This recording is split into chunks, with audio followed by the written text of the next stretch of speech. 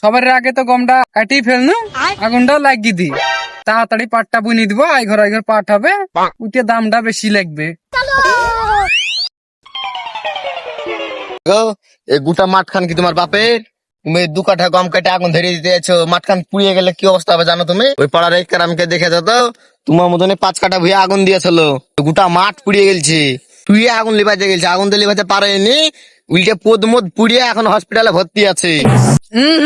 অত বড় একরামের মতন আমি বুকাচুদা না, পানি বাইন ঢেলে আইসেছি। যাহাকে আগুন লাগবে চিপি খুলে ফাঁস করে দিব, দিয়ে গোটা মাঠ লিপি দিব। যত চালাকি করো না কানে, এই গোটা মাঠ হয়েছে আবু তাহিরের। একবার যদি আগুন ধরে যাইতো, তারপর বুঝতে পারবা পদে কিভাবে লড়ি ভরবি। আবু তাহেরকে বলো গা মুইতে শুইতে, আমি বসনু আগুন দিতে।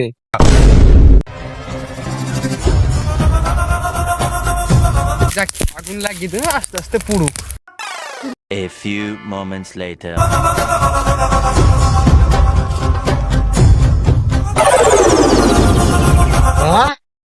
শালা গোটা মাঠে আগুন ধরে গেছে, শালাকে এতবার মানা কোনো তাও তো শুনল না।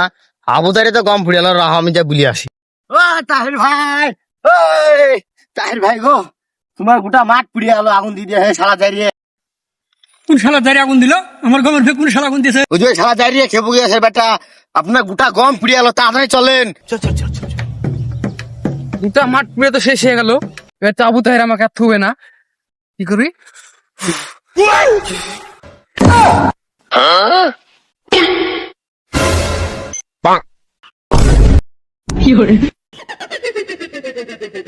শুয়োরের বাচ্চার এত বড় হিম্মত, ওর মাঠে মাত্র 5 কাঠা জমি আছে, আর ওর 5 কাঠা জমির লেগে আমার সব গমকে পুড়ে শেষ করে দিল।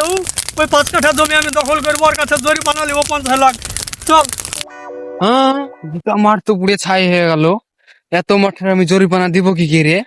আবু তাহের তো আমাকে থুবে না। আমাদের একটু ভুলের কারণে বারবারই চাষি ভাইদের অনেক বড় ক্ষতি হয়ে যায়, তাই দয়া করে মাঠের সমস্ত গম কাটা শেষ হওয়ার আগে কেউ আগুন দিবেন না।